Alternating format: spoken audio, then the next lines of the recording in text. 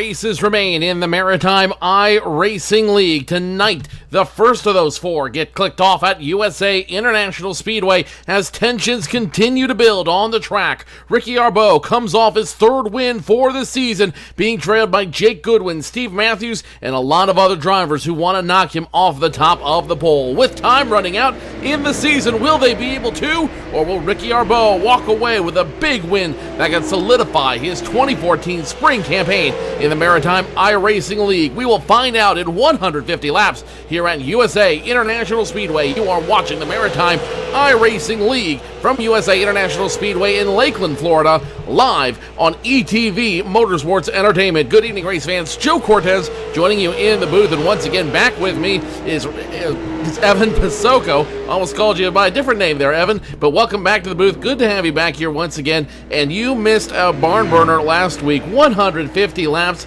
last week at Martinsville Speedway. Ricky Arbeau walking away with the win.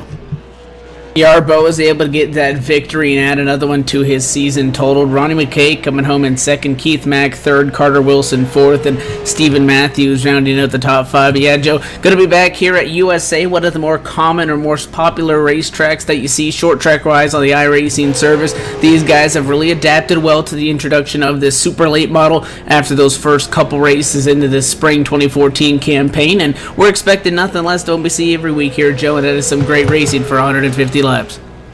150 laps around this very, very flat, almost super speedway styles track here at USA International Speedway. 3/4 of a mile around this very flat track. Definitely a change from some of the tracks we have seen here, like the Inner Circle at Irwindale, New Smyrna, Langley. This is definitely going to be a big track for these guys. Going to see some very fast racing between them. Going to see a lot of crazy stuff being happening here on the track. Ricky Arbeau walks into tonight's race with 584 points, 3 wins on the season, currently at the top of the hill. Jake Goodwin right behind him, only 30 points behind. Steve Matthews in third right now in points, not terribly far behind from Jake Goodwin. Kevin Walker, Stefan Arsenault, your top 5. Ronnie McKay, your last season's champion, currently 6th in points. Keith Mack, the Zigzag Man, 7th. Todd Cousins, Travis Roma, and Carter Wilson, your top 10. And dropping out of that top 10 list after a poor showing last week, or I should say no showing last week, Tim Terry. His driver driving that number 75 Swan Machine was Dylan Duvall. Picked up a win in Tim's absence last week. Went from checkers to wreckers as that car hit everything, literally everything but the pace car on the track. Tim's team ultimately getting docked 30 points as a result of all of that, and Tim none too happy about how that happened and what ended up happening to his car. Yeah, no, for sure, and they're going to look to try to improve that this evening in tonight's race as the drivers going through the qualifying session. You talk about the championship standings. Ricky Arbeau, definitely the most dominant driver to this point in the season, picking up his third victory last week at the Martinsville Speedway. He has an average finish of third, Joe, so on average, he's going to be in the top 3. He's starting from the 5th spot. The only person that has a better average starting position than him is Jake Goodwin. Average starting position of 2nd on the front row. The only thing that Goodwin is missing, though, is that win. He has a handful of second-place finishes, and I know that 48 team needs to break through and pick up a couple wins here if they're going to be competitive come down to the finish of this season. And all season, the battles have been epic between Arbeau and Goodwin. Both those drivers not starting on the front row tonight. Provisional pole right now belongs to Brad Eddy. Past champion Ronnie McKay in the 03 machine will start on the outside of him. Arbeau slated to start 4th, Goodwin 6th, and a lot of other qualified names. Kevin Walker will start in 7th. Mike Rhino will start 8th. Todd Cousins 9th. And Brad Eddy in front of this field for what I believe is his first pole on this season. So tonight's race, nothing is guaranteed. Everything is at risk. USA International Speedway about to be a very, very busy place tonight.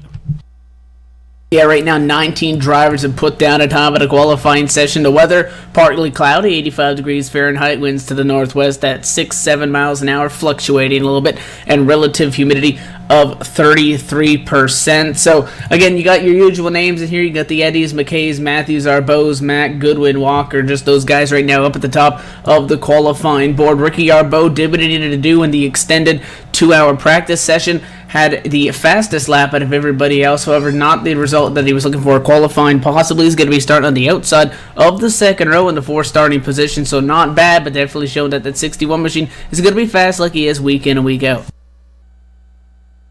In practice, Arbeau was the fastest driver, his fastest lap, 20.652 seconds around this 3/4 mile oval here. So Arbeau does have a fast car. So does Ron McKay, so does Jake Goodwin, so does Mike Rhino, so does anybody who turned a time in that top 10, and all of them are threats to walk away. With this faster track, they're going to be able to build up a lot more momentum on each of the stretches, the front straightaway, the back straightaway, and that's going to give these guys a lot of opportunity to build up a lot of speed. That's going to be good news, because they're going to have a lot of fun driving this track. The bad news is, as they build up that speed, as they continues to ramp up for them, so does a degree of difficulty, so does a degree of danger. It would not surprise me if we see several cars just literally blown up or wrecked out tonight as a result of fast driving at USA International Speedway. And you talk about this evening's track, quite different from Martinsville Speedway. If you look at the shape of it, you might not think so, but the track definitely has very different characteristics. And one thing that makes this short track racing so entertaining is that every single track has a different personality. Unlike if you're saying you're running an NASCAR Sprint Cup style series where you have a whole bunch of 1.5 mile tracks with slight variants, every single short track that we go to is very different. Some of them look like circles, triangles. This one, your more typical oval shape, but they all have different characteristics, and the build of the racetrack, the angles of the corners, the banking, how you get on, how you get off the corners, the braking zones, and everything really keeps these guys on their toes, which is why you really don't see any straight domination. So that's where you really got to give credit to the guys that are being successful, picking up more than one win at racetracks that are very different, because they've really figured out these race cars. Couple names that will not be qualifying in here tonight that you normally see in the Maritime iRacing League sportsman group. Guys like Jeff Gilmore, Nick Story, Mike McDougall, those guys, and Luke Casey. All those drivers who are normal here in the Super Series, not able to transfer up through the Sportsman Series race on Monday. So tonight is going to be really about the haves and the have-nots, and there is a lot of talent in this field. The talent pool runs deep here in the Maritime iRacing League.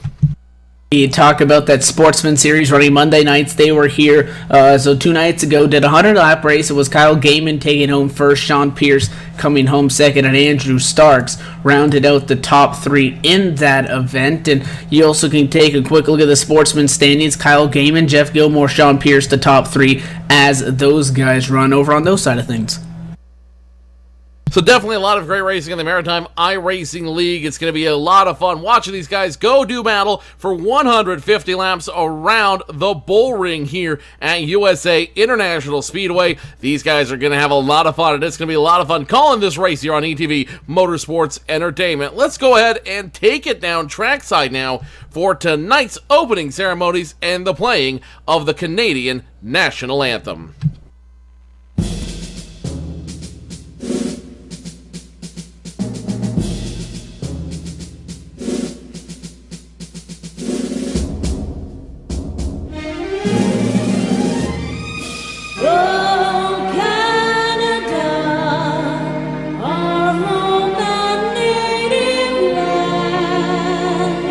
True patriot love in all thy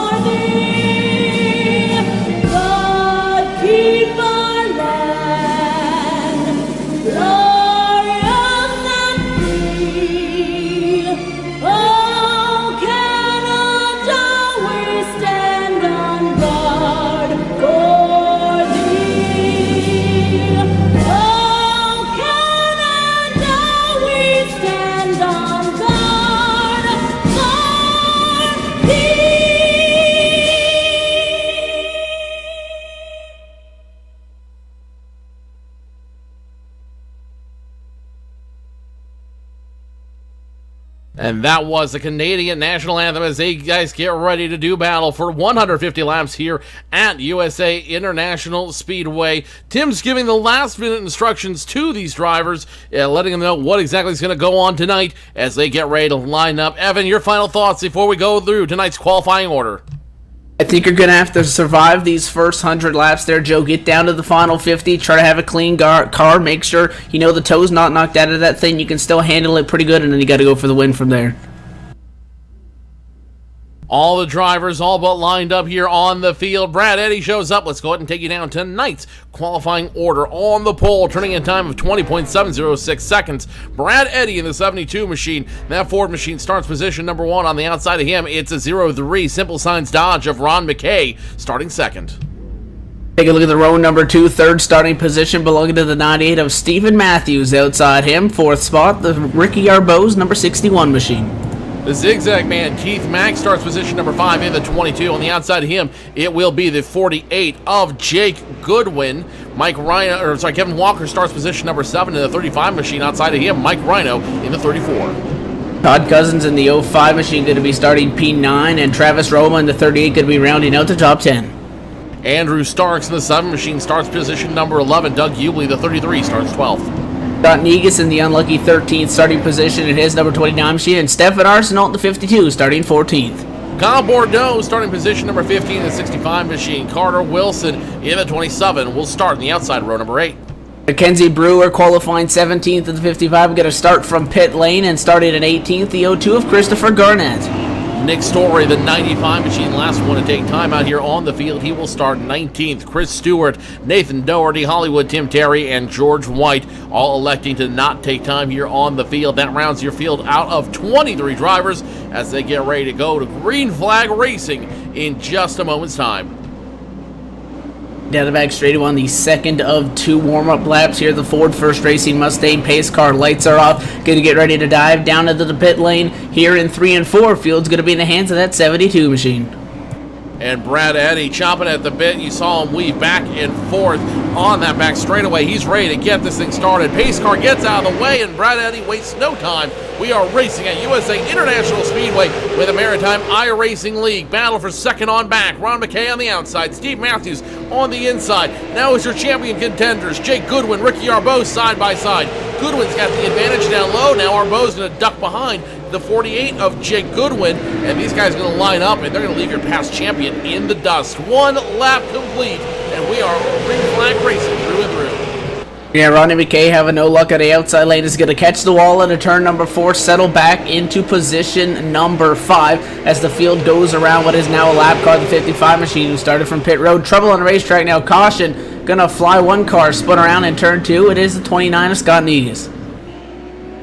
The Berlin City Ford machine of Scott Negus at 29 will go around. It looks like he might have had a little bit of help from the 65, the 27 getting a piece of that one as well. So Scott Negus, Kyle Bordeaux, and Carter Wilson all getting a piece of that one, but Negus going around for the first time tonight, and that'll bring out your first caution flag on lap number 2. And I was watching Negus in practice earlier. It looked like he was having a little bit of a hard time controlling that late model underneath him, and it looks like he might be suffering the same thing that everybody else is. The car just seems to be a little loose tonight in the turns. Yeah, he wasn't side by side, and he threw it into the corner really hot and went up, had to avoid the 38 machine, and evidently it was the 65 of Kyle Bordeaux who came in behind him, clipped that left rear, and the 27 got a piece of it as well, which kicked the 65 sideways, actually causing the 29 to overcorrect, and Negus spun the car around. Did not get into any of the walls, so not as much damage as what he could have gone, but he's going to have to go all the way to the back of this big group of race cars. Mackenzie Brewer going to get the wave around. Remember, he qualified 17th, started from pit lane, and by the time the officials let him go, he had already lost his lap. So fortunately enough for him, only car 1 lap down, able to come back around, but he is going to be at the tail end of this lead, lap P23. So Kyle Bordeaux in the Red Solo Cup starting the party just a little early tonight, and he's going to have to restart all the way back at the tail end of this group before we go back to green flag racing. Brad Eddy still in front, Steve Matthews getting up front, Jake Goodwin, Ricky Arbeau wasting no time getting to positions 3 and 4. And the big surprise for me here, Evan, is that 0-3 of Ron McKay. For whatever reason, that 0-3 just did not get the jump he wanted. He was not able to stay in that lead group, and he dropped from the pole position, from position number 1 all the way back to position number 5. That's not how you want to start a race.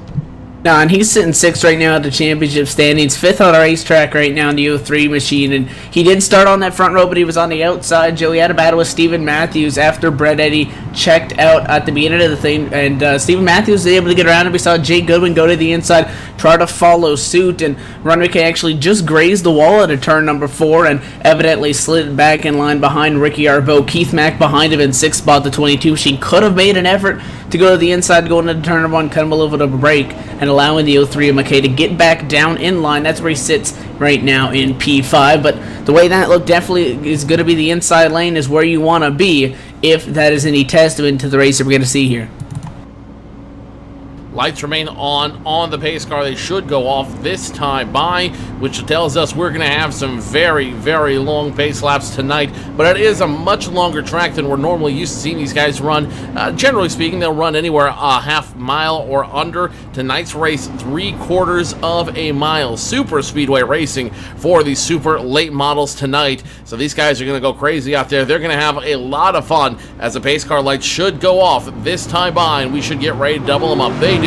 We're going back racing in just 1 lap. Brad Eddy, Steve Matthews restart on row number 1. Jake Goodwin, Ricky Arbeau, your points contenders, 30 points between them. Row number 2, Ronnie McKay, Keith Mack, row number 3, Kevin Walker, Mike Rhino, row number 4, and Andrew Starks and Todd Cousins rounds out your top 10, your top 5 rows restarting here. Nobody off pace, nobody off the track so far, so we should have a completely clean field when we come back to green flag racing. Pace car leads them through turn 3, and turn number 4, that first racing Ford Mustang pace car will get out of the way and let these guys do what they do best. Brad Eddy once again in charge of this field. Soon as the pace car ducks off, he is gone. Now the 48 gets way out of line. The 48 machine, he is jinxed as he has trouble early on the restart. Jake Goodwin with trouble, going to drop outside of the top 10 after getting sideways on that start. He's able to hang on to it, but is going to lose all those spots. What a restart by Steven Matthews. He guessed when the 72 machine of Eddy was going to go. He timed it perfectly, was able to get in line and avoid allowing the 48 to get to his inside, and that's why up front it's a half a car length lead between our 2 leaders. 72 of Brad Eddy. Now Steven Matthews tracking it through the turn. 3 and 4 is able to correct, 1 and 2 is able to correct it, and now he's going to stay up front. Ricky Arbeau 3rd, Ron McKay 4th, Keith Mack 5th, and battle brewing now between the 34 of Mike Rhino and the 7 machine. That 7 driven by Andrew Starks. Andrew Starks looking to get around the 34, but the 34 might be showing he can work it high out there. Not going to make it work this time by the 34 machine. Still working hard on the outside. And Evan, this is the first car we've seen that's able to make that outside lane work. He's hanging tough there on the outside lane. He's going to get into the wall off 4, and now the 7 of Andrew Stark is able to get around him. So Mike Rhino on the 34, he was hanging tough, but the 7 was slowly inching further and further away from him. Now as Rhino pulls in behind Jake Goodwin to manage to hang on to the number 9 spot. Now side by side back behind these guys for the 11th position, 52 of Stephen Arsenault, around the 05 of Todd Cousins. Todd Cousins in the Cousins towing the recovery machine, not able to hold on. He's going to drop a position to Stephen Arsenault, put Arsenault position number 11. Now Todd Cousins might lose another one as the Labatt Blue machine of Doug Hubhley is looking to pick up some position out there. Side by side, they're going to go out there. No, the 05 will get touched by the 33 machine. The 98 machine is around in turns 3 and 4, and it's going to bring out the second caution flag of the evening.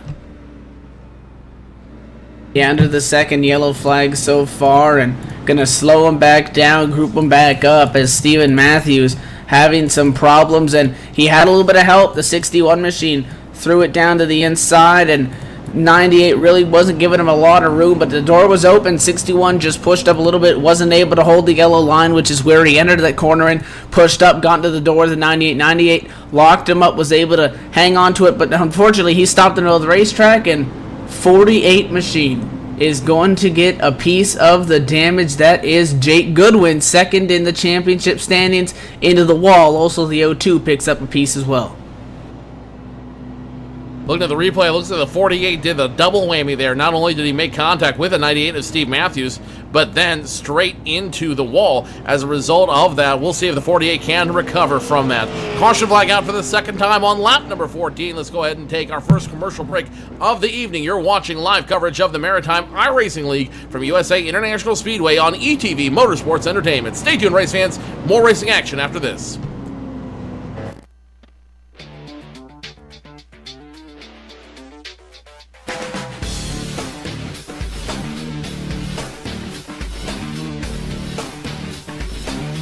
Inside SimRacing.tv, the fastest show on the internet. Sim racing news and reviews since 2007, with new shows every week.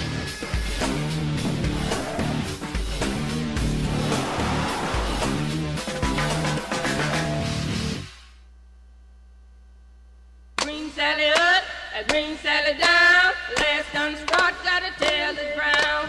Green Sally up, green Sally down. Last done start, gotta tell the ground. Green Sally up, green Sally down. Last done start, gotta tell the ground.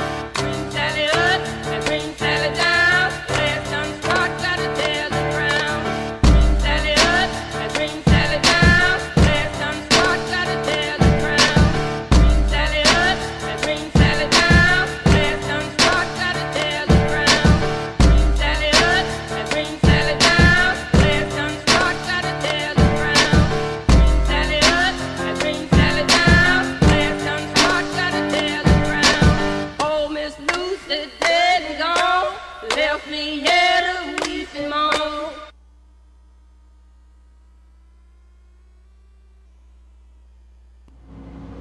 Doubling up next time around here at USA International Speedway, the Maritime iRacing League, getting back to the business of doing business here on ETV Motorsports Entertainment. Brad Eddy continues to lead all 16 laps we have run so far here at USA International Speedway. Ricky Arbeau second, now up to second. Ronnie McKay third, Keith Mack fourth, Kevin Walker fifth, Andrew Starks, Mike Rhino, Carter Wilson, Steven Arsenault, and it's going to be the 05 Todd Cousins. Now your top 10. The 48 machine down on pit road after that heavy contact he made in the incident, and that cannot help his cause for the championship. He was still without a win and about 30 points down at the championship. With now added tonight's race, only 3 to go, 4 if you include this race. He really needed to get a W here, and that's really going to hurt that championship hopes. He needed that W, and with every lap he sits down there, he's going to go another lap down. Pace car going to join him down on pit road, and Brad Eddy does what he does best, is done best all night here at USA International Speedway. Restarts him to start scoring. Lap 18 on the field. Long race left to go. Brad Eddy gets the jump. Ricky Arbeau second. Ron McKay third. Battle now for fourth on back. The 22 machine of Keith Mack looking to smoke the 35 of Kevin Walker from the outside. We have not seen an outside pass be successful all night, but Keith Mack wants to be the first one to make that work. As they cross start-finish line, scoring lap 19 now. The 22 and 35 almost make contact. That could end the 22's momentum. Kevin Walker scoring position number 5, Keith Mack 6th, and now here comes Andrew Starks looking for some position. Yeah, the 7 machine's able to squeak around the 34 car of Mike Rhino. They're going to single file out side by side for position number 9. It is the 02 Todd Cousins trying to hold off a charging 38 machine of Travis Roma. That's actually the battle for the 10th spot, as Roma on the inside lane is going to get it. He's going to pick up 2 spots in 2 laps and move to inside the top 10. The 48 machine back on the racetrack now. The bad news is he is 4 laps down. and he is about to go possibly another lap down as Nick Story gets ready to pass him by. It looks like 4 laps down for the man second in points right now. Not where he wants to be, not the position he wants to be in, but they're going to try to make the best out of a bad night anyways. Brad Eddy continues to lead. Arbo, McKay, your top 3, and now battle for position number 7. It looks like it's Carter Wilson trying to fight off Andrew Starks, trying to shake him off as they continue to run side by side. A lot of side-by-side racing tonight here, Evan. Yeah, one driver having some trouble. Mackenzie Brewer just getting away around the return to the lead lap, getting a black flag on the most recent restart, and voiced his displeasure over the radio. He had to come down and take his penalty, as well as having his chat disabled. Tough break for Mackenzie Brewer. That is going to hurt him later on in the race, I'm sure. Carter Wilson now makes the pass on Andrew Starks. Andrew Starks trying the crossover, and Andrew Starks trying to get his position back. The 27 leaving the door open, throws it into the turn, not able to close the door entirely. Here comes the 7 of Andrew Starks for battle number 7, or position number 7. They battle on. The 27 now gets the big jump, and they're going to get the big move. Stephen Arsenal, 9th. Travis Roma now breaking into your top 10, passing Todd Cousins out there on the field. And the rest of the field starting to string out a little bit. I think the nerves are calmed down just a little bit out there, and these guys are really focused back in on what's important out there, finishing with an intact car. Yeah, these top 2 starting to pull away a little bit. Ricky Arbo at a number 2 spot is about a car length off of Brad Eddy's back bumper. These guys have checked out about a half a second over the car that's sitting in 3rd. The 03 of Ronnie McKay, who's trying to make a charge and look for a W here in this race, has been unable to pick one up so far in this 2014 spring campaign. So he's hanging tough at the 3rd spot, but these guys up front, bumper to bumper, the 61 of Arbo is stalking his prey for the number 1 spot. And Arbo has just been continually dominant in position number 2 right now, running just almost off the back bumper of that 72 machine in front of him for position number 1. Brad Eddy's got a strong car, but Ricky Arbo's had a strong season that he continues to build on. 3 wins here in the Maritime iRacing League, his most recent one coming last week at Martinsville, last Wednesday, after having a car that looked like it was held together by Bondo tape, glue, and a couple of popsicle sticks. He's able to make it work out there and ends up charging back for the win. Now his rival, Jake Goodwin, driving that 48 machine, he's having some major problems after that incident. He just got passed one more time by your leaders. That's going to put him 5 laps down. So Jake Goodwin all the way back in position number 23. He's going to need more than a lucky dog to help him out. And where the leaders caught him right there, going into the corner entry, had to check up race leader 72 of Brad Eddy. Jake Goodwin was trying to get out to the outside lane, going into the corner, but the leaders caught him so fast with the closing rate because of the damage on the 48 that the 72 of Eddy had to check up, and the Arbo quickly on the brakes as well, but that could have turned bad, and that allowed the 61 of Arbo to close into the back bumper of Brad Eddy just a little bit. They've since even back out to the car length lead between the 2 that they've been running these last few laps. So still up front, single file throughout the top 10 right now, as drivers just continuing to try to work around that 48 machine of Jake Goodwin, who continues to lose spots.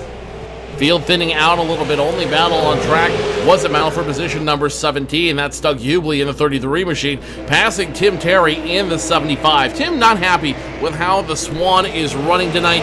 When we talked to him before the race, he said that before Dylan Duval gave it back the car, he said Dylan hijacked it, left it at Cody Bias Racing, and told James Pileski to have fun with it. And Tim now feeling the result of that, 12 seconds behind in position number 18. And he's about 12 seconds off of race leader, running about 21-second laps right now, average up at the top of the field. He doesn't have a lot longer until he may lose a lap if this green flag stint continues. Currently working lap number 32, 150 here at USA International Speedway. Actually, race leader Brad Eddy coming by this time to take lap number 33, as they're going to work around the 95 machine of Nick Story. He's going to lose his first lap of the evening as he stays high to yield to all of these lead lap cars. The 55 of Mackenzie Brewer all the way back position number 22, forces it 3 wide through turns 3 and 4, forcing the issue a little bit there. Mackenzie Brewer looks like he's just not happy with how the car is running or where he's running at right now, losing his second lap all the way back in position number 22. Nick Story right now the lucky dog in the number 95. He's going to run position number 20, but he'd be if another yellow flag comes out, which I've got a feeling it's a matter of time, knowing how contentious and how vicious these drivers can be. Speaking of which, the 27 of Carter Wilson, position number 7, loses it on the front stretch. He drives it straight into the inside wall, and that is going to give him some heavy left side damage. Carter Wilson, the 27 machine, he was position number 7. He is going to fall through the field now, and Carter Wilson in a world of pain. He's probably going to come down the pit lane here, slow on the apron in 3 and 4. You can visibly see the damage to that 27 car. He is going to bring it down the pit lane to see what the crew can do. Tough break for Wilson, running inside the top 10 after advancing a spot. He had a real fast car, qualified 16th, so it made up a decent amount of positions, but he is going to have to come down pit lane like some guys have had to this evening and try to fix that damage, but his car definitely not going to be able to turn to 100% at all, and all hopes of a top 10 go out the window as he loses his lap as he sits down there in the pit lane trying to get that 27 machine fixed. That is a huge tough break for him. That is a heartbreaker for that team. They've run so consistently, so well all season, just to have that freak accident happen. No yellow flag, though, as he's able to contain it on the apron and get back, and these guys continue to race here on lap number 38. Brad Eddy in front, Ricky Yarbeau second, and the rest of the field starting to thin out here. All these drivers just looking like they're just trying to thin it out and keep it moving slow out here, slow and steady. Now the battle's between the 98 machine of Stephen Matthews. He's a lap down, passes Todd Cousins, the 05 machine, currently running 10th. Steve Matthews trying to get his lap back the hard way right now as he is behind Nick Story for position number 19, and more importantly, that lucky dog position. And Steve Matthews, he's a man on a mission right now as he tries to catch up with that 95 machine for position number 19. He will do so in turns 3 and 4, and at the line, it's going to be Stephen Matthews in the lucky dog seat. 95 sails and then a little bit too hot. He's going to actually catch the wall, so Nick Story making contact with the outside retaining wall in turns number 1 and 2. He's able to get it back going, but is going to fall out of that lucky dog position. Him in the 95 as well as the 98 of Stephen Matthews there. The only machines 1 lap down right now. Matthews now has that transfer position for the lucky dog by about half a straightaway as they run right now. Things heating up front as race leaders work around some more lap traffic. 61 of Arbeau has not dropped off at all, but he hasn't gained at all either. Still exactly 1 car length away from the 72 of Brad Eddy. He'll get close to him there. The middle 1 and 2 come off the corner and dead even as they were when they entered. Now yellow on the racetrack. 1 car with some trouble. Big check about the front straightaway. He is parked there. 98 machine of Stephen Matthews, I do believe, spinning out of 4. That's a tough break for that 98 machine. You saw him running so hard, trying to get back in that transfer position, but it looks like he just ran it too hard, coming out of 4, and then it's almost spinning it in front of the back half of the top 10. So Steve Matthews in the 98 machine, running 19th, the CBC Racing entry out there. Stephen Matthews will bring out the 3rd caution flag for the evening on lap 41. Tough break for him. He was running so hard, and the hardest part about that is he's not going to get the lucky dog after all of that running. It will be George White in the 072 machine. He got passed by your leaders just a lap before the yellow flag came out, so George White gets the lucky dog, almost backs into it, if you will.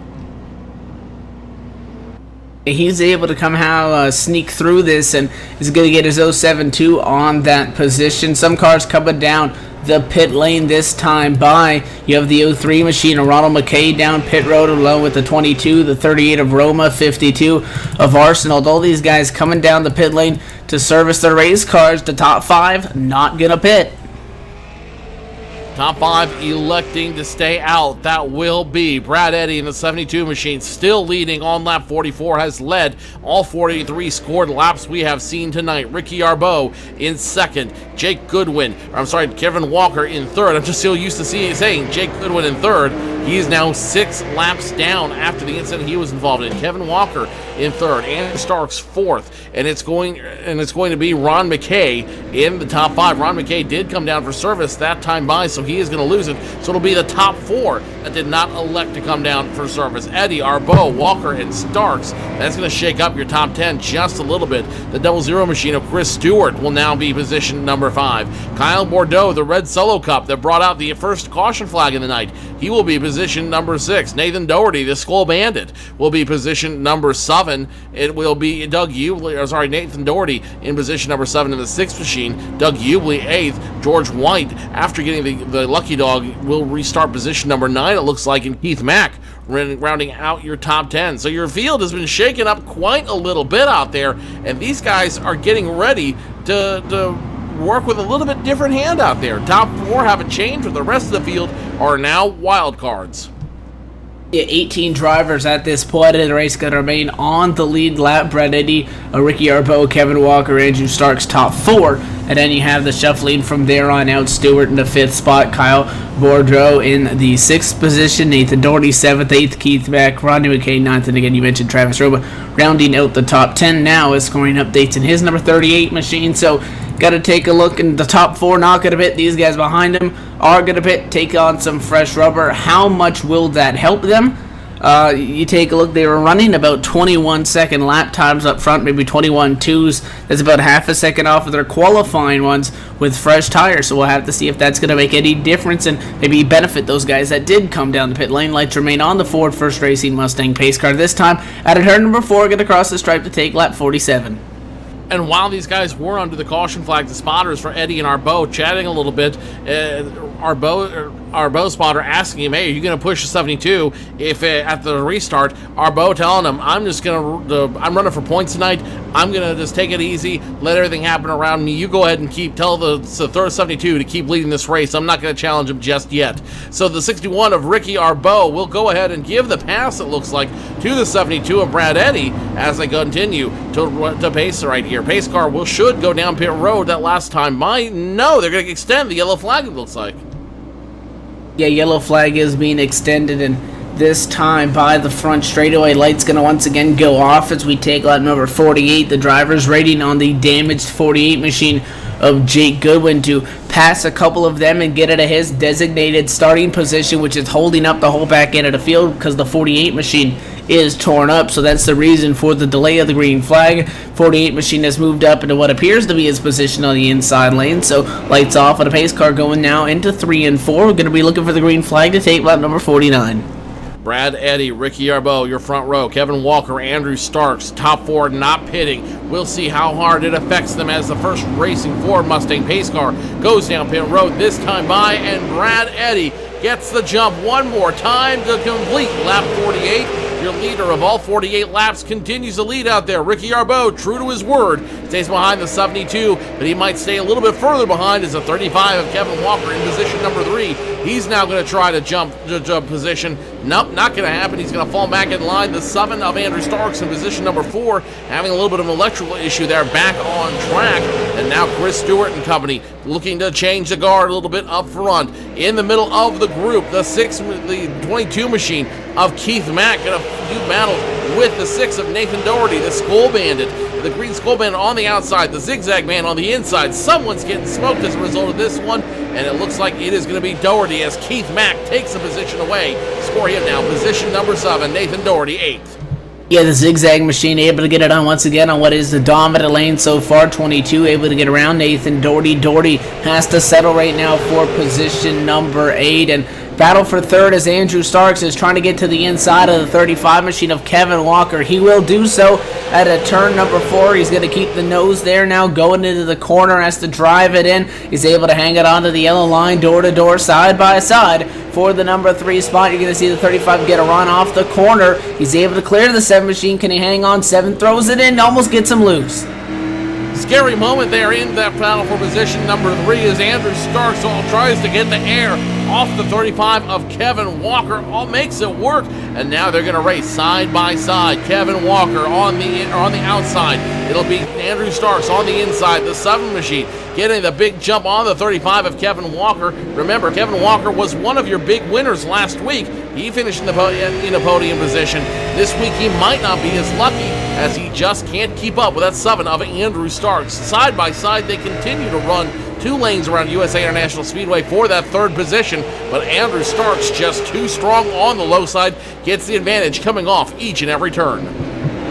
Yeah, the 35 machine, you got to give credit to him. No one's been able to keep that high side up there for more than 2 laps. 35 of Walker is doing it. It is the 7 obviously in the corners, but the 35 is getting the advantage. He's coming off that 14-degree banking to hit the straightaways, which is why he's able to hang there. But you see the 7 slowly starting to inch further and further away, and if the 35 stays up there and is unable to get in line, he could open up the door for Chris Stewart, Kyle Boudreau, these guys behind these guys to be able to sneak in line behind him. 35 leaves the door open. Now the 0-0 Stewart's going to go to his inside in turn 1. Kevin Walker having a hard time hanging out up top now as the 33 machine of Doug Hubhley rejoins the racing surface. Battle now for position number 4 as Walker still hung out to dry on the high side. The 0-0 of Chris Stewart with a train of cars behind him, a train of super late models. Debate making the move. The 0-0 is going to go ahead and fall back in line. The Zigzag Man, Keith Mack, Kyle Bordeaux, Ronnie McKay, all 6, 7, 8. Travis Roman now in 9th, Mike Rhino in 10th. They are going to be content to run in that line right now. It looks like these guys are just trying to turn some laps here, get some heat in these tires, and not push the issue too much. But that does hurt the guys up front. That doesn't hurt because the guys up front, Brad Eddy, Ricky Arbeau, 1st and 2nd, they are getting a huge jump on the rest of this field. You gotta think that the 61 of Arbeau may be holding back just a little bit because, I mean, he has been on the back bumper of Brad Eddy since about the 2nd restart of this race. Been about a car length or 2 away from him the entire time. No further behind him and no closer towards that back bumper. Maybe just buying his time, trying to log some laps, and once we get down to the final 50, 25 laps, maybe make his move on a 72 machine. But it is amazing how even these guys are lap time wise, the line that they're running, how they've stayed so close together. These guys have pulled away over 2.5 seconds from the car in 3rd. 2.5 seconds for Brad Eddy, Ricky Arbeau 1st and 2nd. Those 2 drivers putting on a clinic on how to run the Super Late Model here at USA International Speedway, the Maritime iRacing League. Andrew Starks still sitting 3rd, Kevin Walker 4th, Chris Stewart 5th, as it sounds like there might be some problems up front. Ricky Arbeau almost lost it as there's a car blowing up in front of him. That's the 072 of George White. He's got heavy smoke coming out of his machine. Heavy smoke. That engine is gone in the 072 machine of George White, and that will bring out the caution flag once again here on the track. Caution flag number 5 due to a blown engine. The 072 gone.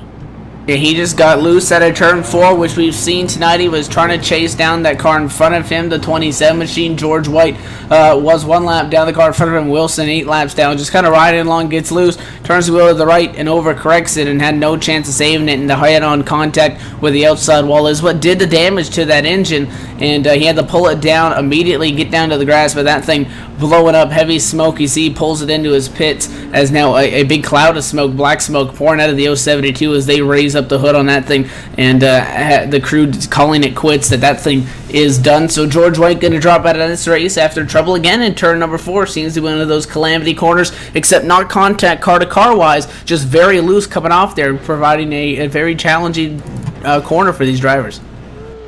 Brad Eddy continues to lead all 61 laps we've scored so far. Ricky Arbeau behind him, but will this new caution flag change the complexion of the race? We will find out when we return. You are watching the Maritime iRacing League live from USA International Speedway on ETV Motorsports Entertainment. Back with more racing action after this.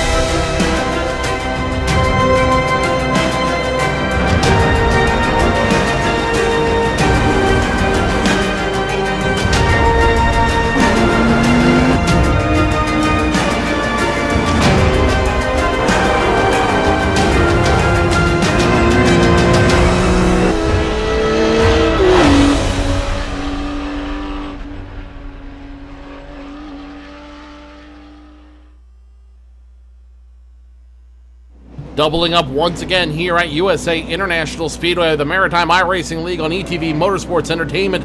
Brad Eddy, Ricky Arbeau back on the front row. Kevin Walker, Chris Stewart behind him. Keith Mack, Kyle Bordeaux, row number 3. Ron McKay, Travis Romo, row number 4. Mike Rhino and Hollywood Tim Terry now back in the top 10. Pace car will make the hard left turn down pit road this time by the 72 of Brad Eddy, the 61 of Arbeau. And Eddy once again gets the jump. Arbeau blocks for him.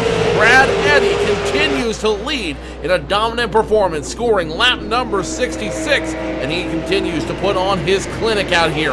Eddy first, Arbeau second, Walker third, and the rest of the field starting to thin out here as they go single file. Battle for position now around that position number 7. It looks like as Mike Rhino in the 34 machine fighting around the 65 of Kyle Bordeaux. Yeah, a couple of these guys shuffling back. 65 of Bordeaux way up the hill is going to allow the 38. Oh, 29 nearly got to his inside. He has to check up. That's Scott Negus, who went around earlier in the race, making an appearance in the top 10. He has to check up, allowing Tim Terry, 75, to get to his inside. You saw that restart there. Ricky Arbeau went before the 72 of Eddy, had to check up, and then Brad Eddy timed it perfectly to get that jump. That's because the leader could go from when a pace car hits the pit lane to the drop of the green flag. We've seen the 72 go right away before. 61 tried to anticipate it, was unable to time it properly. He tried to get to the inside of Brad Eddy right there. Can he get a nose in? 61, not quite. To the back bumper. Does he throw it into turn number 1? No, not quite, but it's heating up front. Heating up front as the 61 almost makes contact with the 72 for that lead position. Eddy still continues to dominate out there, gets the run, and he's going to continue to race around the track. Arbeau second, Kevin Walker, your top 3. Keith Mack fourth, and a bunch of other drivers still continuing to hold on out there. Tim Terry still in position number 10, but here comes Andrew Starks. He was running in the top 5 at one point, now relegated to the back of the top 10. Dispatches Terry with ease for position number 10, and Andrew Starks in the 7 machine. He's got a taste of the front. I think he wants to do whatever he can to get back up there and lead some more laps. They're going to try to keep knocking these things off. Taking a look throughout the top 10, all single file. Tim Terry in the 75 has dropped back to now P11 after advancing his spot into the 9th position just a couple laps ago. Again, everybody else single file. 61 machine of Ricky Arbeau. I think he's tired of waiting because we saw he tried to get the nose on the inside of Brad Eddy a couple times there. Gave him a little bit of a nudge in the left rear. Didn't dump him, didn't move him, but just let him know that he was there. And the 61 driving a lot more aggressively, not maintaining that 1 car distance between the back bumper of the 72 of Eddy on his nose of his machine right now, running in second. He seems like he's trying to pick up the anticipation, the intensity here, try to get going, and the 61 machine's not going to force the issue, but if he sees that window open, the 61 is going to try to go for that number 1 spot. Force the issue, no. With the 61, he's got a nose for winning. Ricky Arbeau, we've talked about him all season with his 3 wins, his dominating performance, and his 30-point lead over Jake Goodwin that's going to climb after 9th. He's got a nose for what he wants to do and how he wants to get it done. We're not even at halfway yet, and Arbeau is just kind of sat there behind the 72, saving his stuff.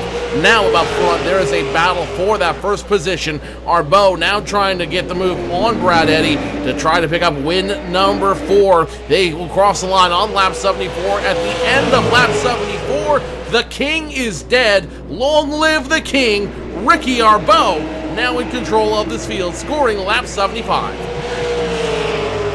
And the 72 Brad Eddy is going to lead 74 laps. That's 1 lap short of halfway, as this time by we do pass halfway point. And now let's see what Ricky Arbeau could do as he gets to the number 1 spot and now starts towing up to a 2-car length lead. You see they kept it clean when they were going side by side, and Ricky Arbeau slowly starting to pull away from him in second.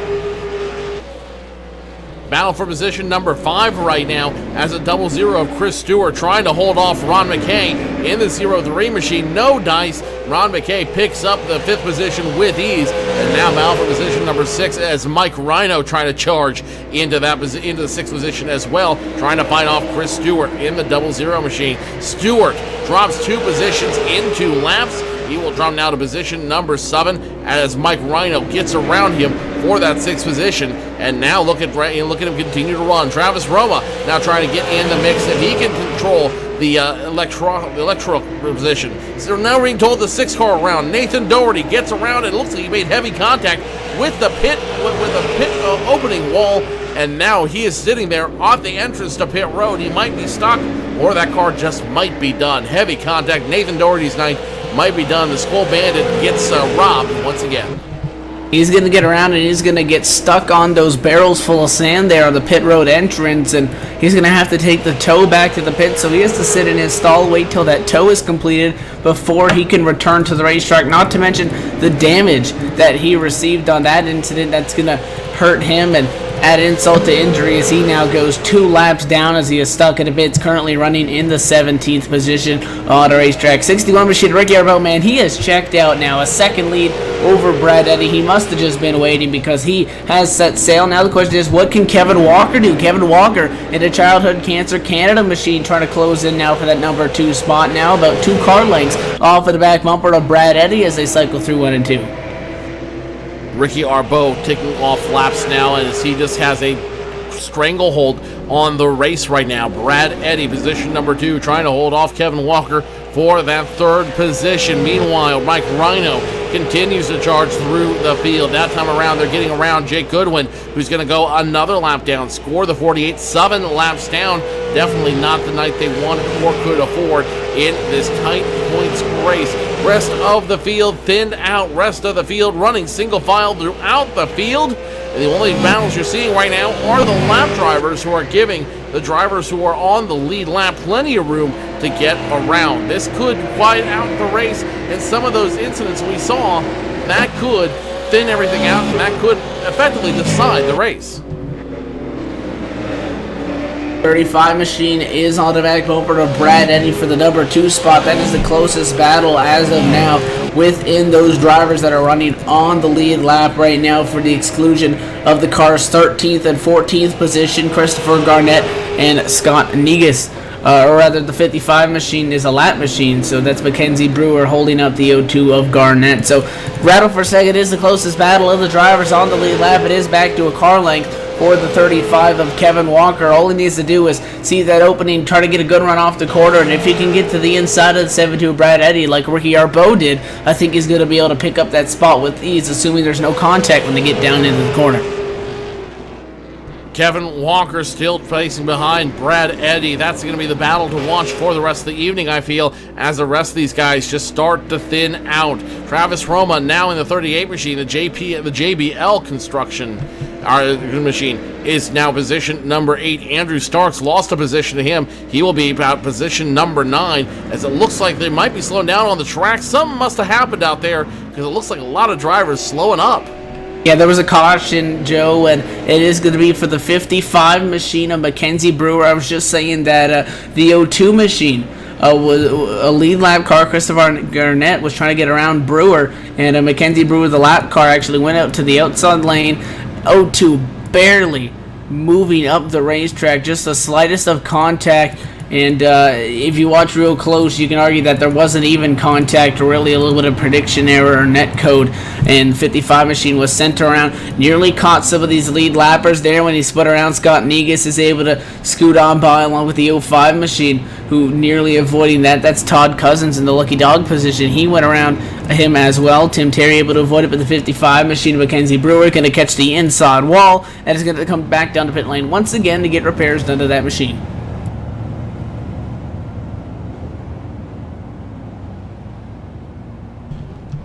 So Mackenzie Brewer able to barely and risked everything, barely able to save it, and a bad night gets worse for Mackenzie Brewer out there as he will sit down on pit road. Over halfway done, and still plenty of racing left to go. Ricky Arbeau now in control of the field. Can he hold on? We will find out when we return. You are watching the Maritime iRacing League live from USA International Speedway on ETV Motorsports Entertainment.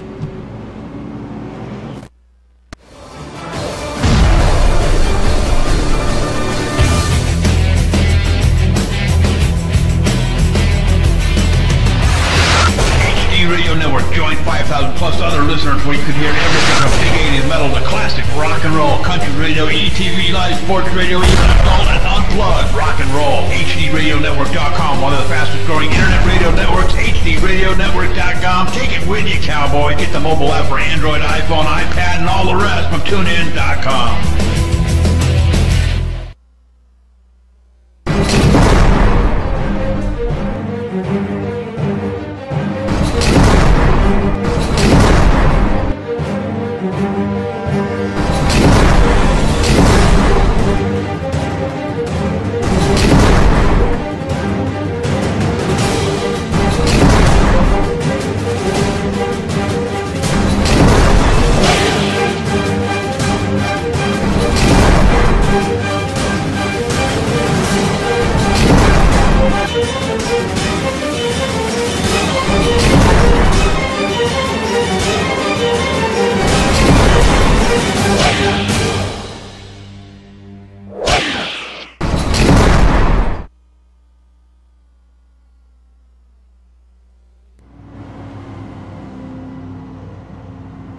Field is settled out. They should get ready to go back to green flag racing in one more lap here at USA International Speedway.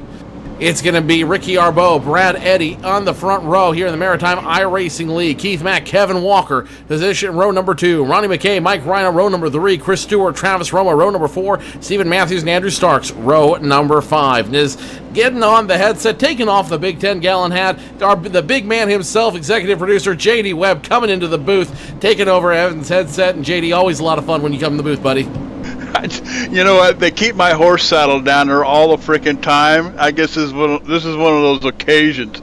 But saddled up and ready to ride here. Just keep an eye on Arbeau and Eddy up there in front. That's a hell of a battle about to ensue. Pace car comes off, Joe. Here we go, back to green.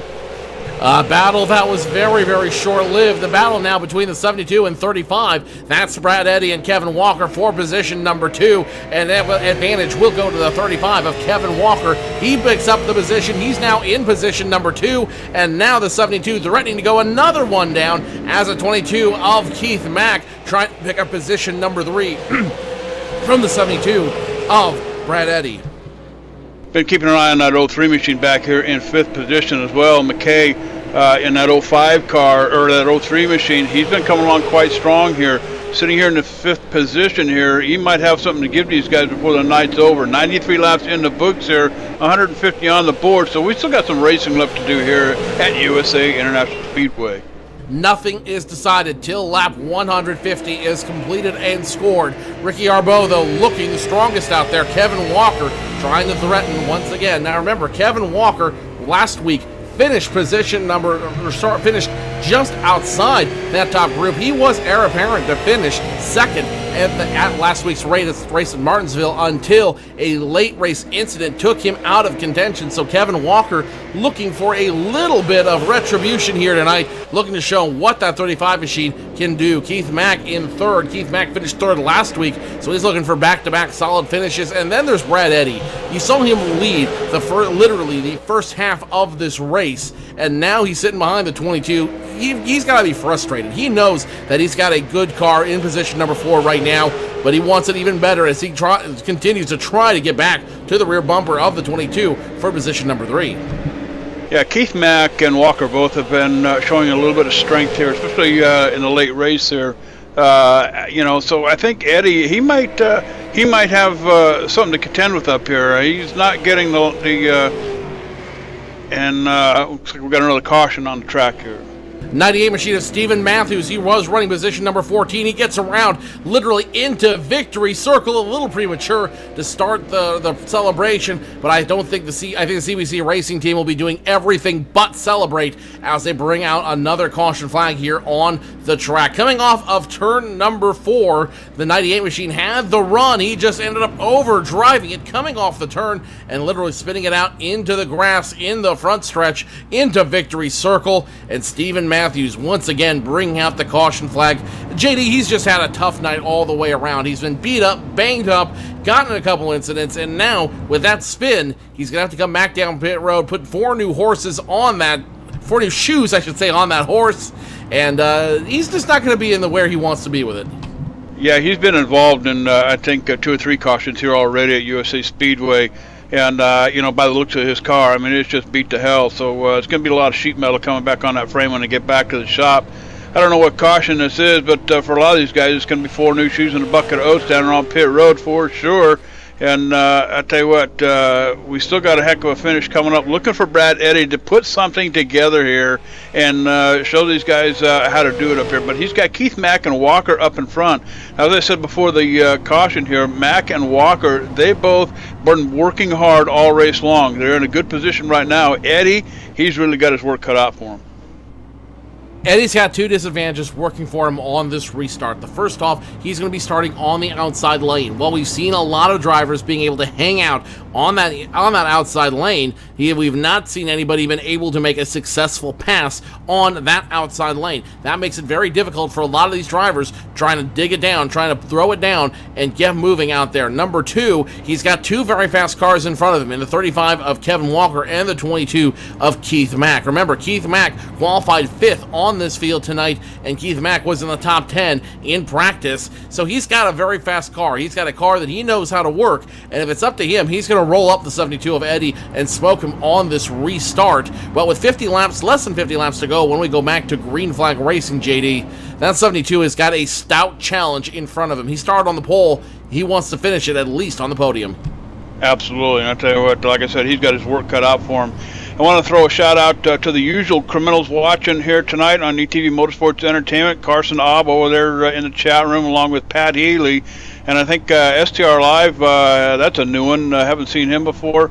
And then I believe it looks like Parker Kravitz, I think that's how you say that last name. He's also tuning in, so big shout out to all you folks out there tuning in here tonight with the MIRL. This is the Maritime iRacing League here on the iRacing service, and Tim Terry's group, they put on a hell of a show week after week after week. Very, very sad that this is going to be one of the last 4 races, not including the All-Star Shootout at the end of the season. Next week it will be a doubleheader here on ETV Motorsports Entertainment. 125 laps at Oxford, followed by 125 laps at New Smyrna. All that starting at 8 Atlantic, 7 Eastern. You won't want to miss it. Then winding down this season, the last race of this season, March 17th at Lanier for a 150 lap dash. That's going to be a lot of fun. It's going to be a little sad to watch these guys go away and race their own real-life leagues in the Maritimes this spring, but they will be back as the Swallows do to Capistrano year after year. The Maritime iRacing League will be back to iRacing next fall, so let's enjoy the next 4 races while we have them here on ETV Motorsports Entertainment. Pace car gets out of the way, and once again, Ricky Arbeau gets the jump on the field. Not the jump he wants, though. Kevin Walker sticking right beside him, and now the battle, first, second, third, fourth, all side by side now. The 22 of Keith Mack still under fire from the 72, and more importantly, the 22 challenging the 35 of Kevin Walker for that second place position. Brad Eddy drops right to the bottom in back of Kevin Walker to 35, but I got a funny feeling the Walker car is going to slow the 72 up here just a little bit, as looks like Kevin, actually that was Keith Mack, my apologies, 22 car, Keith Mack now sitting in third, Kevin Walker in second position, Walker now chasing down the 61 of Ricky Arbeau. Arbeau just putting on a clinic out here the second half of this race. Remember, he and Brad Eddy were kind of duking it out pretty much all race long up to this point. Eddy having some problems at this point, so he's got to get around Mack and Walker to be able to contend with Arbeau one more time before this thing's over. Trouble for the 03 of Ron McKay, your past champion.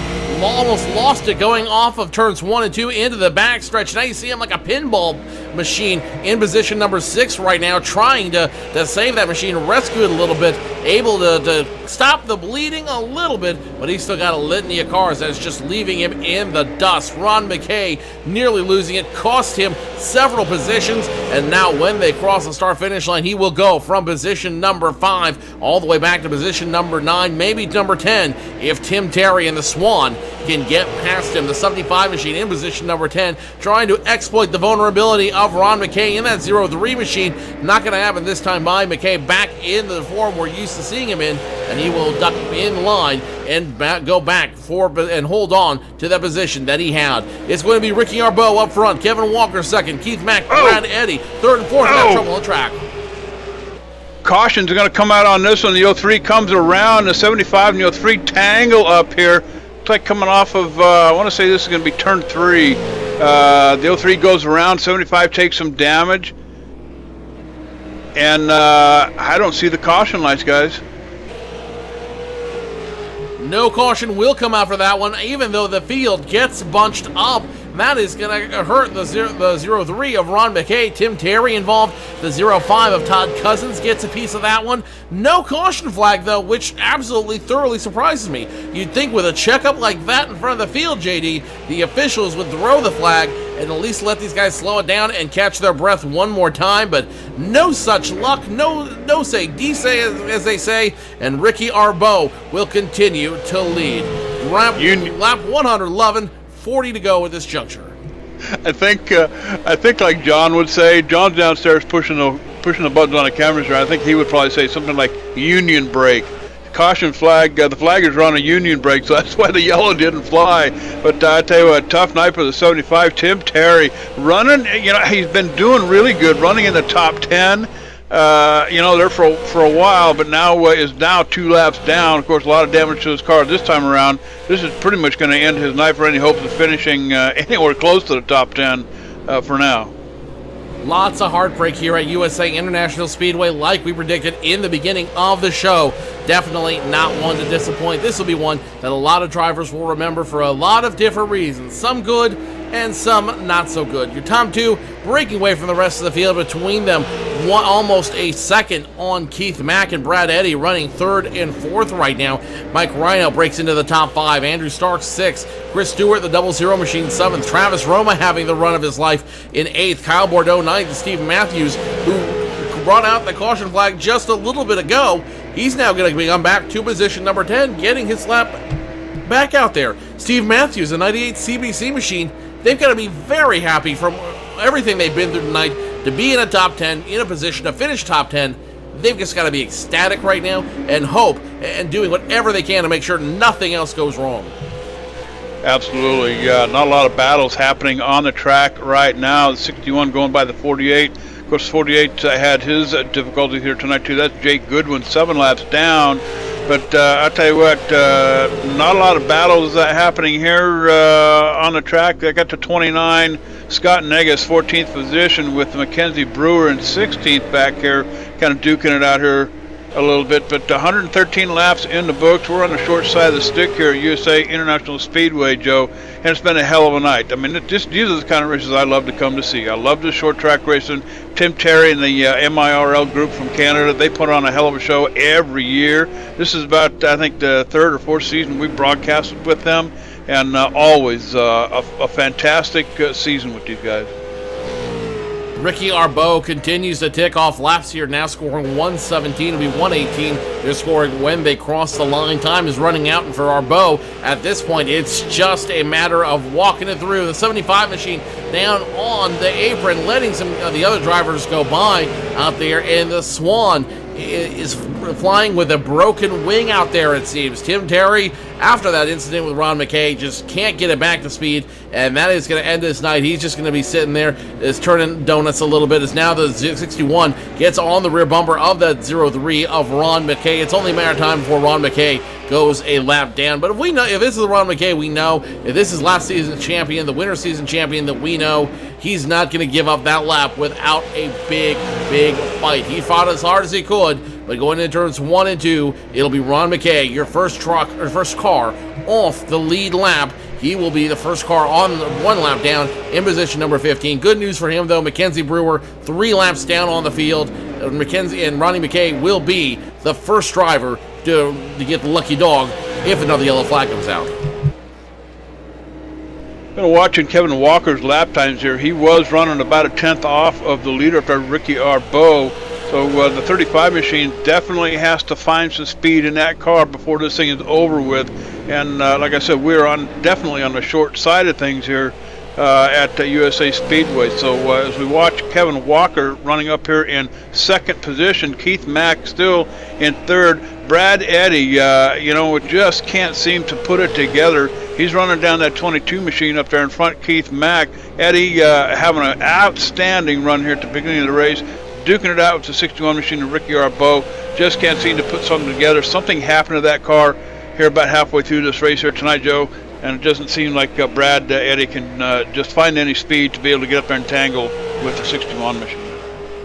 One car that's going to go off the track is the 48 of Jake Goodwin. He blew his engine right when he was scoring lap 111 on the front straightaway right at the start-finish line. In fact, he blew up that engine, so the 48 machine is going to be forced to pull up behind the wall, and his night is officially done. And that's just a tough break for the man, 2nd in points right now. This could seal his fate with only 3 races left in this season, not counting the All-Star Challenge that will be at the end of this season. Definitely not the way you want to go out, especially when you've got a points championship on the line.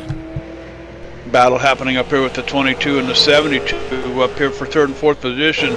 Looks like Keith Mack gave that position up to Brad Eddy. Eddy trying to, again, find some speed to get up there and tangle with these guys. Kevin Walker, however, is about, let's call it about 2.2 seconds in front of him. So Eddy's really got to find some speed here as the 03 almost gets out of shape in front of him.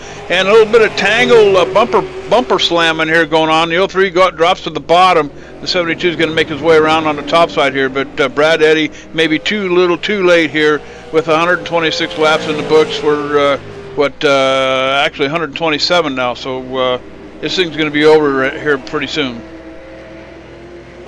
Brad Eddy in the 72 machine. Scary moments for him as the 03 of Ron McKay almost lost it in front of him.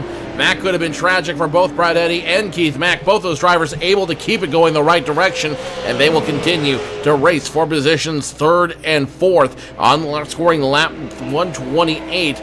Time ticking out, less than 25 to go at this point, and for Ricky Arbeau, it's cruise control time for him. He's just happy as a clam, running as hard as he can up front, knowing that he's got almost a full second over Kevin Walker. That time around, he picked up almost 0.2 of a second on Kevin Walker, and that's going to be now an 0.8 of a second, almost a full second between Arbeau and Walker. A small time zone between those two drivers out here on the field, and Ricky Arbeau just dominant out here after taking away the lead at almost the halfway point.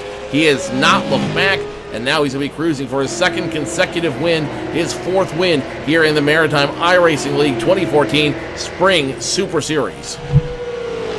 You bet, and I'll tell you what, it's quite a battle going up there in 3rd and 4th. The only other real close battle, I guess you call it, here on the track is going to be back here around 8th, 9th position, or 7th and 8th, but Travis Roman, the 38, and the 98 of Stephen Matthews. Matthews trying to get something back here with all the problems and issues that he's had here all night long. Managed to stay on the lead lap, still running in a top 10, so good effort there, but he was trying to get up there and duke it out with Travis Roman, just couldn't get it together. Looks like another engine has gone. It's going to be the 33 of Doug Ubley now, losing a lot of speed, pulling it onto the apron, and Doug Ubley's night is done in the 33 machine. His engine gone, and that is going to be the end of his evening as he's going to tow it back to pit road and ultimately pull it behind the wall out there. So a lot of engines blowing up as a result of just the damage and the hard racing going on right now. I'm also hearing that Scott Negus is having a little bit of trouble in his 29 machine. That 29 not currently on track, so he are severely back in the field. He's going to have some trouble coming around. Scott Negus, another driver in that Berlin City Ford machine, had a good night going, but lost it very, very early and wasn't able to rescue it. But he is 14th right now, and he is the first car off the lead lap, so he would be eligible for the lucky dog if another yellow flag comes out. Did we fire the girl that used to come around with the cooler full of beer and the bags full of chips and stuff? She's unionized now. I know it's been a while since you've been in the booth, but and a couple things have changed. But she's unionized now, and I believe she's on her union break. Damn unions, anyway. She apparently she's downstairs with John in the trailer down there. I didn't know John was unionized too. Yeah, well, John. Yeah, okay. John's going to be celebrating his 50th birthday here in a few days. So big happy birthday to John Westling, Magic Fingers we call him back in the office. I'll tell you what, the industry standard in this, online racing broadcasting was set by John Westling, back in 2008. So I'll tell you what, happy birthday, John Westling. In the meantime, Arbeau still out in front, Walker chasing him down. And I don't think he's going to have anything to form before this thing's over with the 137 laps in the books. Eddy, just, what an effort here tonight. If he can hang on to this 3rd position here, he'll certainly get a podium finish, and we'll be able to talk to him after the race. Keith Mack still running him down with Andrew Starks in 5th in that 7 machine.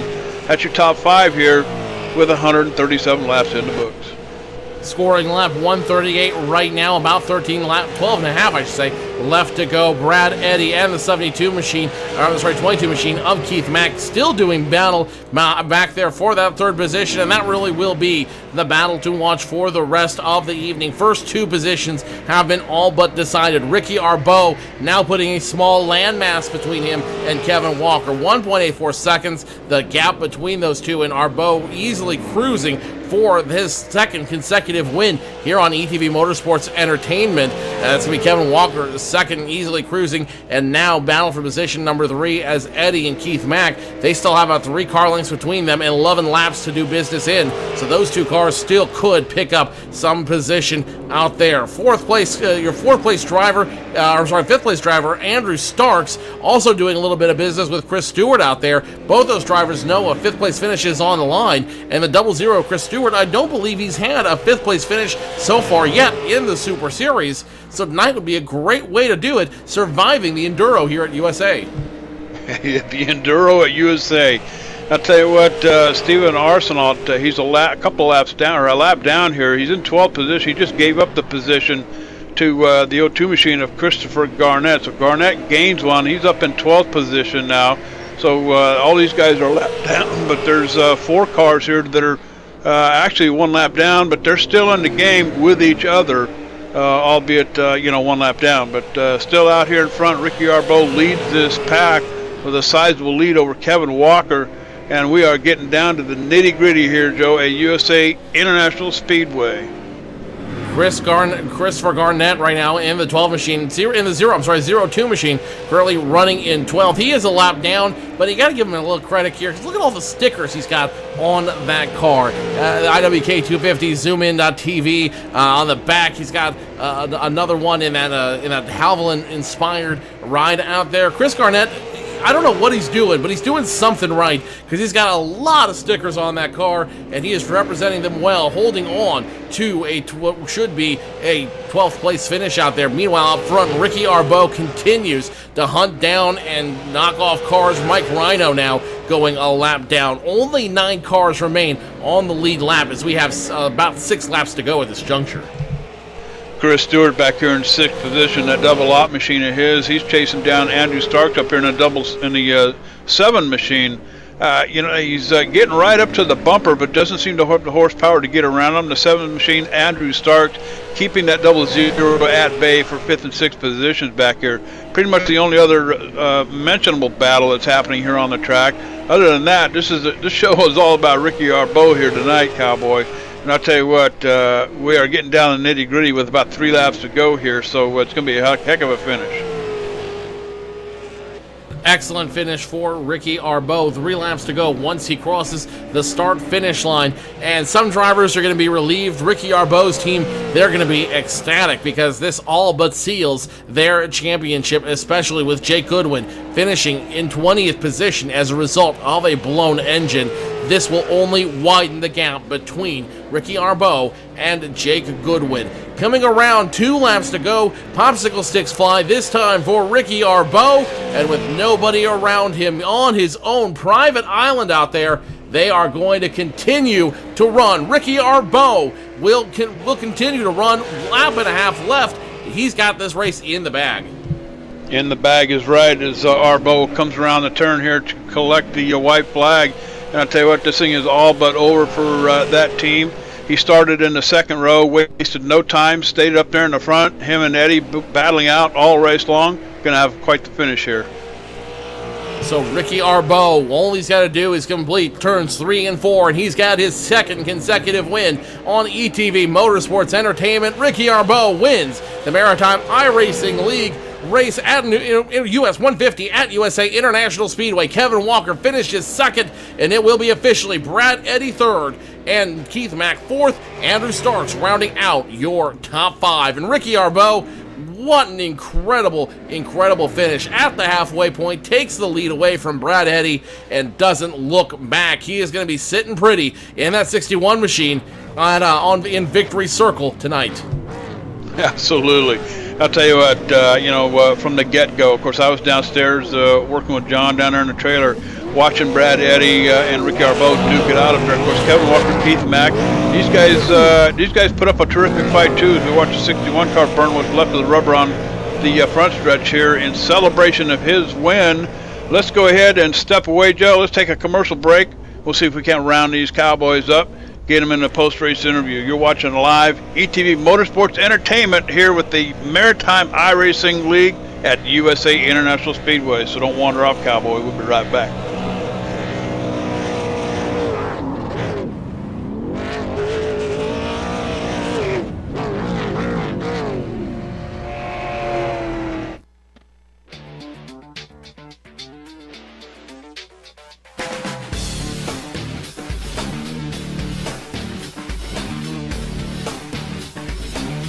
Inside SimRacing.tv, the fastest show on the internet. Sim racing news and reviews since 2007, with new shows every week.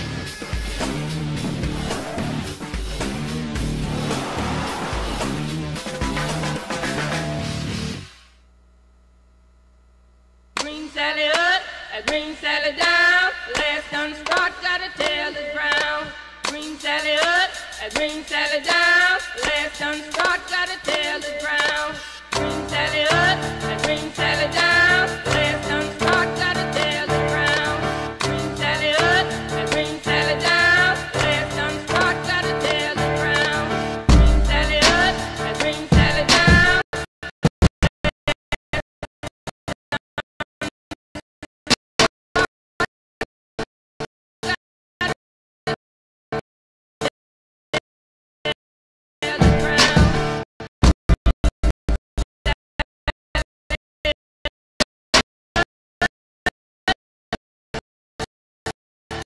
Green Sally down, last done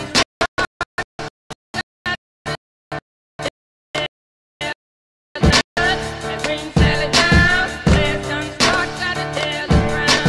Green Sally up, green Sally down, last done start, gotta tell the ground. Oh, Miss Lucy dead and gone, left me here to weep and moan.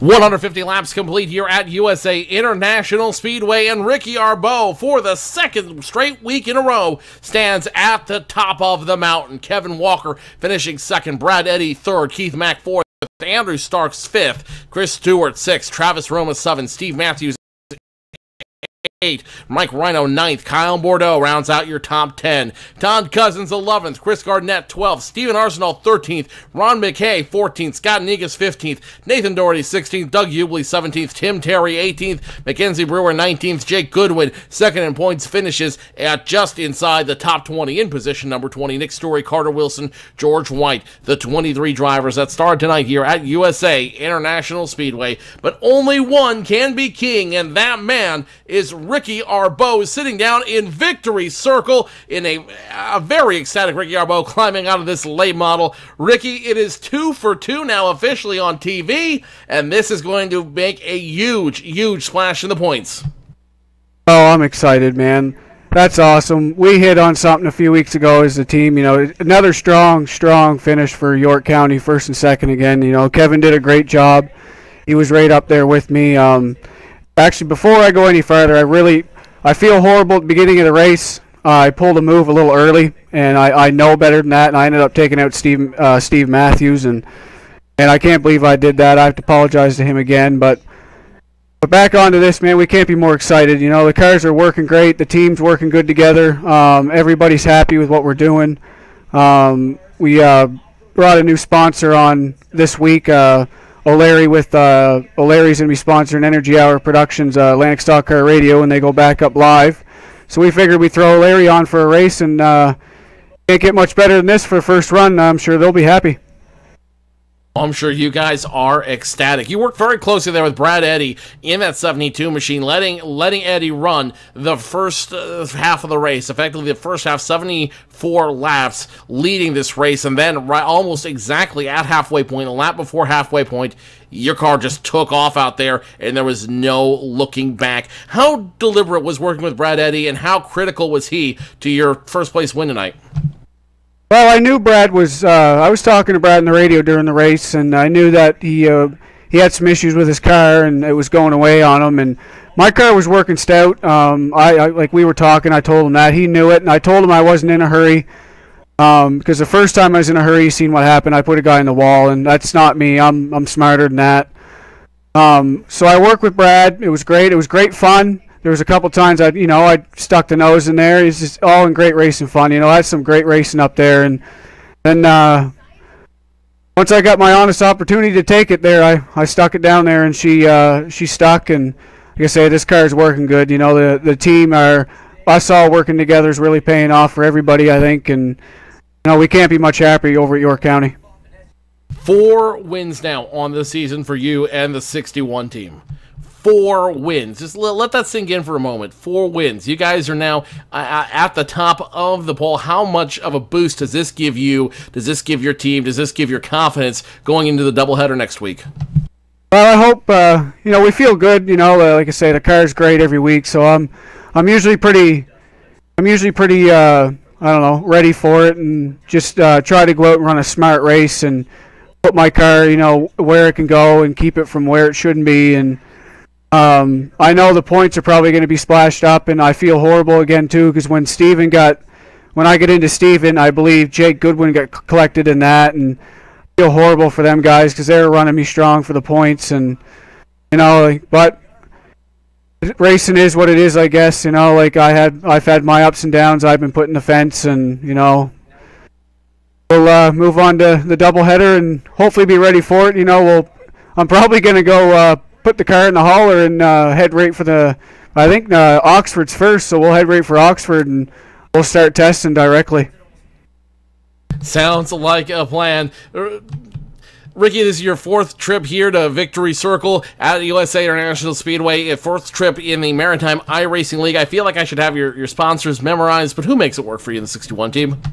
First and foremost, it's definitely Energy Hour Productions, Atlantic Stock Car Radio, Nick Story. He really pays the bills around the shop. O'Leary's on with us. O'Leary's on with Energy Hour this coming up season when they go live. I also got to thank Eastside Board Supply, Auto Essentials, Buff and Stuff Floor Care, Arley Renovations, and especially my team at York County. Ricky Arbeau finishing first for the 4th time in the Maritime iRacing League 2014 Spring Super Sport campaign. Ricky, congratulations on a big finish. Best of luck to you in the doubleheader next week. Thanks, guys. We'll see you next week, and thank you again to Double Clutch ETV. I can't wait to watch the broadcast tomorrow at work. That is Ricky Arbeau finishing first tonight here at USA International Speedway. Kevin Walker in the 35 machine finishing second tonight. And Kevin, this has got to be a little bit of retribution to you, especially after the heartbreak last week at Martinsville. Oh yes, definitely. It made it a lot harder to come back to this race because that basically took the heart right out of me.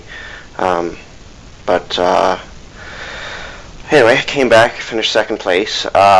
I got to thank Ricky because I never had much time to practice this week. I only got my internet back on Sunday, so I got to thank him for tweaking up a setup for me, so I was able to show up and put on a good finish. Definitely showing up was critical for you this week. You guys qualified 7th, found your way all the way up to position number 2 in the closing laps, battling with Brad Eddy. Just how close was that battle, especially on that very last restart? It was close. Problem I was having when I was behind them, luckily the caution came out, because if that wouldn't have came out, I would say the next 2 laps I would have had a blown engine. My car was overheating, so after I was able to get by Brad, I kept the distance behind Ricky, so I was able to keep the water temp around 240. But while I was behind Brad, she was going up to 260, and I figured she was going to blow up. She didn't blow up. She kept going, and you finished position number 2. I know you said it took the heart out of you, but finishing second after Martinsville, after where you looked like you were going to get a podium finish and then got robbed, this has got to put a little bit of wind in your sails for the last race of the season. Oh yes, definitely. It's a confidence booster. So I'm hoping that I can get some more podium finishes next week, and hopefully I can at least move up to second in points if possible. Double header next week. Is it daunting? Is it exciting? What's your thoughts on it? Should be fun. It's gonna be in endurance. It's gonna be a lot of laps, a lot of hours. So we'll see how it goes. Kevin, who makes it work for you in the 35 team? York County Motorsports, Dynasty Motorsports, and ASR Racing, and Childhood Cancer Canada Foundation. Kevin Walker finishing second, getting a little bit of retribution after Martinsville. Kevin, congratulations on the big finish. We'll look for you to have similar luck in the doubleheader next week. Yes, thank you. That is Kevin Walker, driver of the Childhood Cancer Canada Foundation 35 machine, finishing second tonight. Brad Eddy, the man who started on the pole, the man who led literally the first half of the race, finishing third here tonight. And Brad, I've got to ask, do you feel like if things had worked out a little bit differently, if the weather was a little bit different, if something had changed differently, could this have been a second place finish? I think if the weather was different, I definitely would have finished better. I might have even won it. I set up my car in a default weather server. I think it's 3 degrees difference, and made the world of difference when I joined the practice. I was just skating all over the place, so I was doing damage control the whole practice, and just figured out something at the end there that helped me out a lot, but clearly it wasn't enough. I made a 50-lap run, and I thought I'd be good, but Ricky and Kevin were just so fast, so I was just trying to stay in front of them as long as I could, and just let Ricky go when he got up alongside of me. You led this race for the better part of 73, 74 laps out here at USA International Speedway. You definitely had a car that could compete. Where do you feel like the downfall was? Where do you feel like it was good but not good enough? The downfall was I was lazy when I was making my setup. I had my setup set up for the iRacing public races, which are less laps, so therefore I had less fuel, and my ballast was all the way to the front, so that really affects how when fuel burns, weight transfer and whatnot, so it really threw me off driving there. My car really came in on the long runs, and at the very end of the run there it got way faster, but I imagine everybody's did too. So looking back, I just would have tested in a realistic weather session to see if I could make changes there. Brad, walk us through that battle with Kevin Walker for between positions 2 and 3, especially on those restarts. You and him were battling back and forth. You guys were battling side by side at points, and it looked like you had the advantage a couple of times, but Kevin just had a little bit stronger car. How much fun was it, though, running side by side with him and running those battles with him? It was pretty fun. My expectations were low, I'll put it that way. I was skating out there, and I knew Kevin was faster, and I knew that my car would come in on the long run. So what I was really trying to prevent from happening is if Kevin would hold me on the outside, and so Ronnie could get under me. I know that's a teammate trick that everybody does, so I was expecting it, but luckily it didn't really work out for them. So it was really fun racing with Kevin. I really liked it, and I'm lucky to get by him at the end there. That was a good race. Brad, doubleheader next week. What are your thoughts going into it? I think it's going to be fun. I just got to make sure I practice up in New Smyrna first before I join the race. It's going to be a different night. It's a good thing I don't work the next morning, so I think we'll be good, and we'll just see how it goes. I mean, I'm still learning this car, and tonight was the first night that I really got used to some adjustments that I could do, and I'm still not used to what adjustment I can do on the fly, so I'll have to play with that. I see the stickers all over the 72 machine. Who makes it work for you, buddy? First, I'd like to thank Custom Colors. Ricky Arbo, the winner tonight, good win for him. He actually painted my car, and he did a really good job. I'm actually considering running it on my real super late model. Looks pretty sweet, so thanks to him. And Samuel Metals and Danish Collision Center, they're on board for my real car too. I'd like to thank them for everything they do for me. They're just big supporters of me. Yeah, other than that, I'd like to thank CBC Racing. I mean, we just have a good time whenever we come to the races, and it's really fun, and we helped each other on setups tonight, and unfortunately they had some bad luck tonight, but I'm glad I could represent the team up front. Good win for Ricky, and I'm happy to see Kevin running strong as well. Really fun race with Kevin Walker too. That was good. Brad Eddy in the 72 machine, finishing third here tonight at USA International Speedway. Brad, congratulations on the big finish, and we'll look for you to have similar luck when we do the doubleheader next week. Thanks, guys. I hope I talk to you next week. Brad Eddy, the 72 machine, finishing third here tonight at USA International Speedway.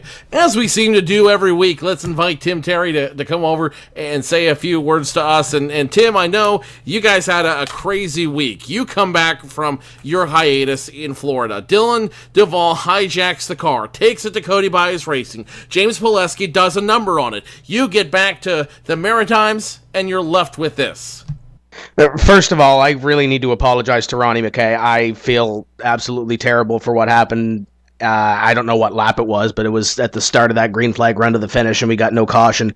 He was falling back a couple spots, got into line. I gave him a shot to try to get him out of the way. Then a couple of corners later, I just completely overcooked it and drove way over my head. So that's all my fault, 100% completely my fault. I apologize to Ronnie and anybody else that might have got swept up in it, and it ruined our race too. I don't think James really screwed it up as much as I thought he did. A lot of it was driver. He gave me, as Brad mentioned, the weather for the official sessions is about 3 degrees cooler, and it's about 30% more humid. It's about 60-ish, I think, relative humidity. We ran 33 tonight. So it's a lot different than what we ran.